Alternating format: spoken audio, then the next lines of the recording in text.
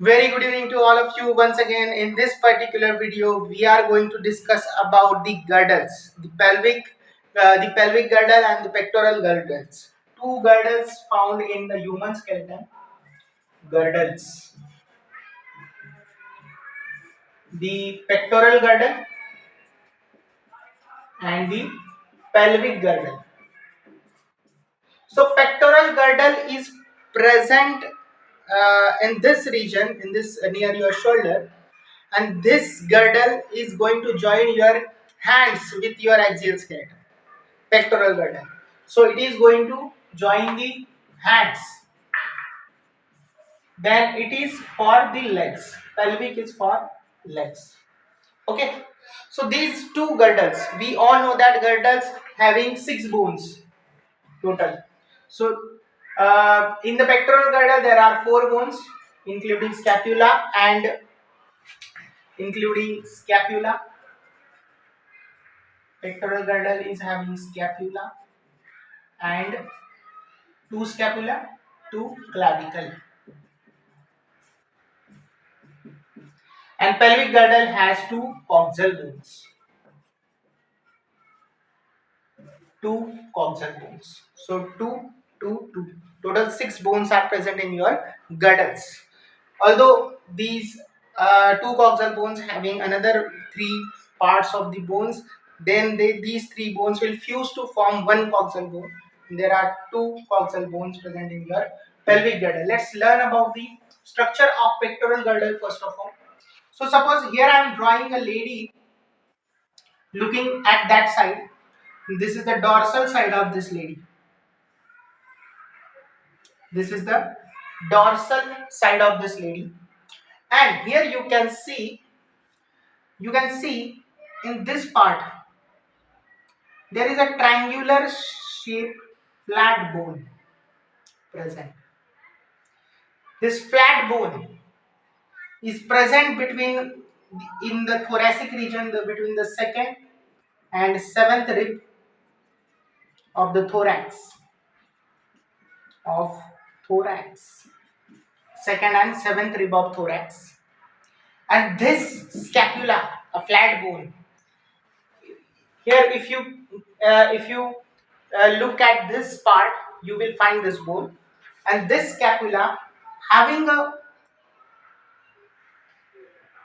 long bone like this called spine. This ridge like structure called spine. This is, remember, this scapula and this ridge is one bone. It is, these two are not two different bones.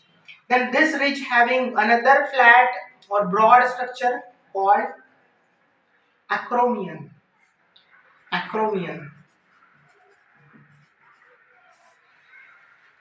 In this acromion part, the second bone of the pectoral girdle is going to join. So this acromion will having this long bone called clavicle. Clavicle. So your clavicle is going to articulate with the acromion of the scapula. So scapula having ridge called spine, then this ridge having broad portion called acromion, and this acromion is going to articulate with clavicle, which is your collarbone. Here you can see in this part, this is your collarbone. This is called as the clavicle.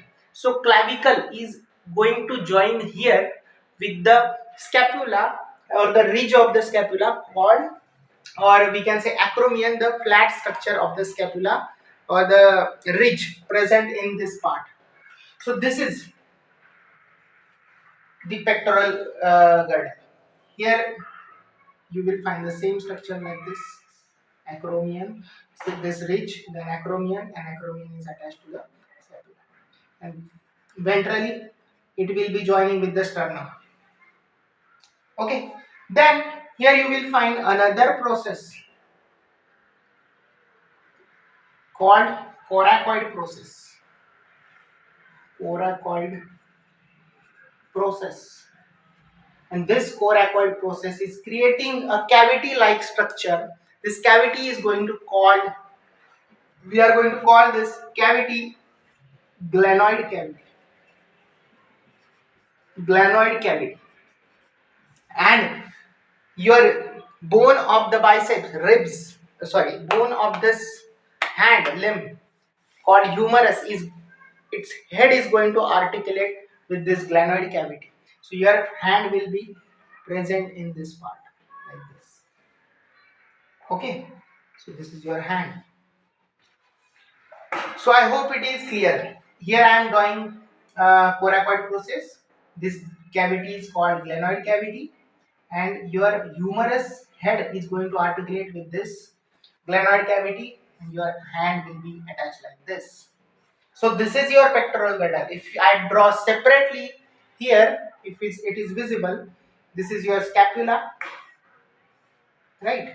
Scapula having ridge called spine, then ridge is having broad portion called acromion, then acromion will be attached to the clavicle, and both the clavicle will be ventrally attaching with the sternum, right?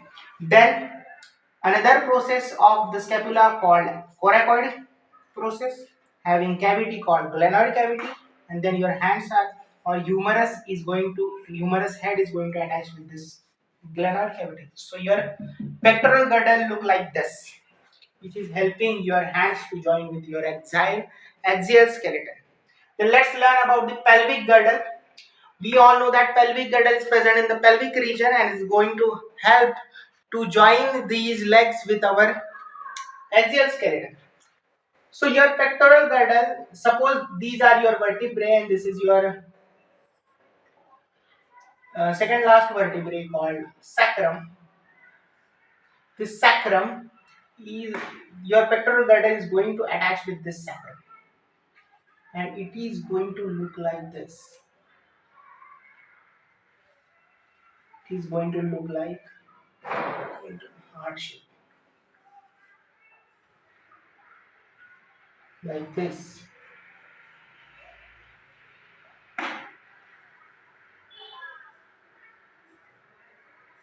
Like this.